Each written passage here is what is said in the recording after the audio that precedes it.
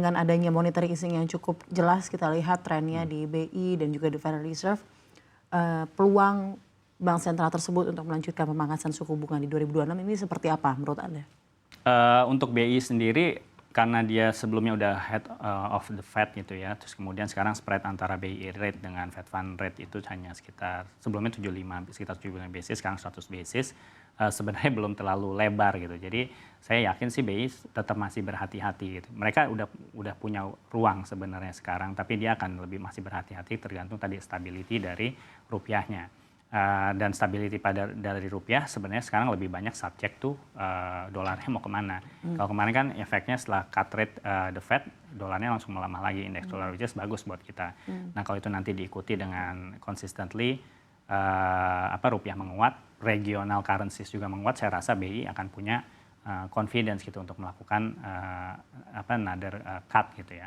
Tapi seandainya tidak pun saya rasa kita masih tetap dalam posisi moneter yang baik ya. Artinya tadi beberapa indikator ekonomi kayak yang leading seperti PMI dan consumer confidence itu menunjukkan hal yang positif gitu. Jadi sebenarnya belum perlu terlalu tergesa-gesa juga untuk bank sentral melakukan another cut gitu ya. Tapi mereka sudah punya ruang sebenarnya. Kalau rupiah seperti apa, Mas? Ya, rupiah sih sekarang ya itu tadi ya, sangat tergantung dengan dolarnya dulu nih mau kemana gitu. Kalau tadi dolar indeksnya melemah, seharusnya ada potensi rupiah untuk menguat lagi. Terus kalau kita lihat forward rate-nya juga so far sih di price in nggak mahal gitu ya. Premiumnya tuh cuma mungkin hanya di atas 1% sedikit untuk cost untuk hedgingnya. Jadi sekarang kalau kita lihat dari situ mungkin mengindikasikan investor melihat rupiah juga sekarang tidak dalam posisi yang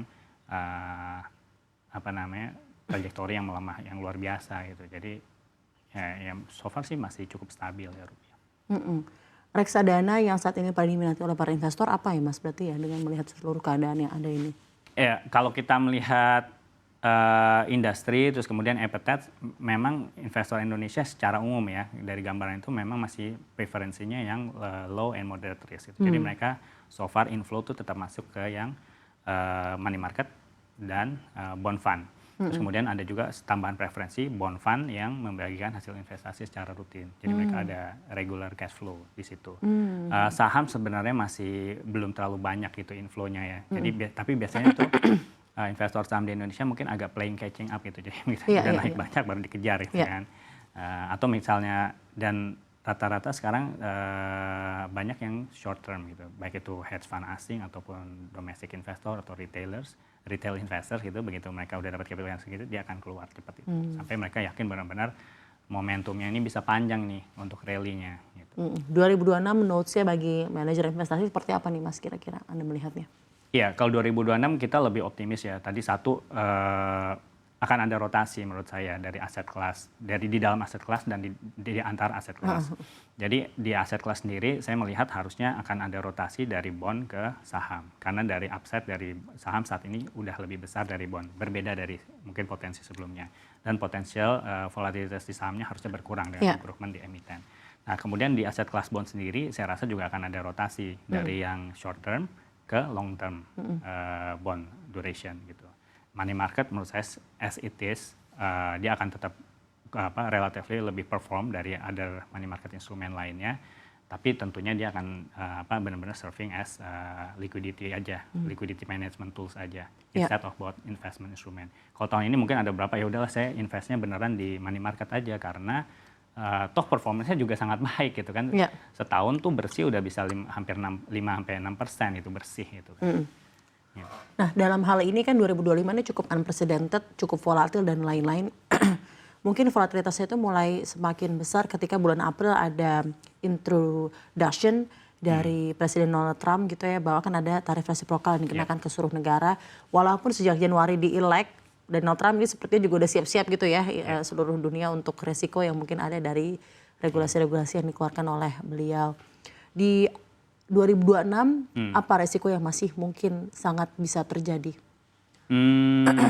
Ya pertama mungkin sisa dari trade war itu sendiri ya. Jadi gimana mereka US dan China akan conclude negosiasi dagangnya itu juga penting. Terus kemudian geopolitical risk kita yang selalu ada gitu ya dan kita nggak bisa menduga seperti apa. Terus kemudian yang berikutnya itu adalah sebenarnya di Eropa. Eropa ini sebenarnya kalau kita lihat termasuk yang slow ya. Iya.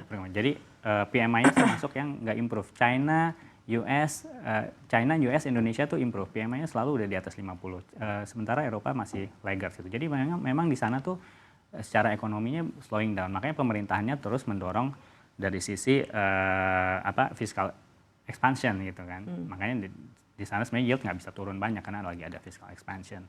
Nah, yang dikhawatirkan adalah sebenarnya ke depan globally dengan disparity gitu ya dari berbagai macam yang dikhawatirkan inflasi itu malah spike gitu di berbagai macam. Jadi dengan alasan yang berbeda ya. Kalau mungkin di Eropa dia fiscal expansion, di US ya karena bisnisnya sangat baik, terus menerus inflasi juga tidak bisa turun gitu. Terus kemudian di China ya karena ada ekspansi segala macam bisa aja malah naik gitu. Betul. Ya kan. Terus kemudian kalau kita lihat di Jepang sendiri ya project dia lain lagi, programnya memang mau menaikkan suku bunga gitu. Jadi kita berasumsi di 2026 itu harusnya udah lower rate environment gitu kan. Tapi bisa aja malah nggak terjadi gitu. At least stagnan dulu gitu. Nah itu bisa kalau ekspektasi investor ini udah terlalu tinggi bisa malah jadi negatif gitu kalau itu nggak kejadian gitu. Jadi menurut saya so far yang bisa kelihatan resiko di sisi itu.